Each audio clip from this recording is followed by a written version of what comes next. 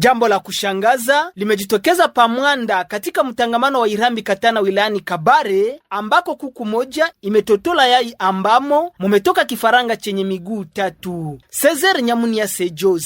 Ni kwenye kijiji cha Chirahengulwa. Kuku hiyo ni mzima, wakati inatembea kuna mguu moja unabana ndani ya majani, mguu wa mbele inakokota wenzake na anaendelea safari yake, na hapo inalinganishwa double traction. Jamaa ambayo kuku hiyo ilitotolewa waliona kuku inatotolewa ikiwa na miguu 3, 2 za kawaida na moja nyuma, na zote zinatembea. Ngambo yao waliwazaka kumuua kuku huyo, ngambo ingine walisema wamuache atakufa mwenyewe. Wapila leo ni zaidi ya mwezi moja. Wevi wanafagia walio wazima. Ngambo ya wakaaji walizani ni jambo ya kishirikina, kwani hakupita siku moja wala 2 umbwe wanaolia kama binadamu huvuma kila siku. Nikiripoti toka Katana, Cesar Nyamunia Sejos kwa niaba ya Radio Maendeleo.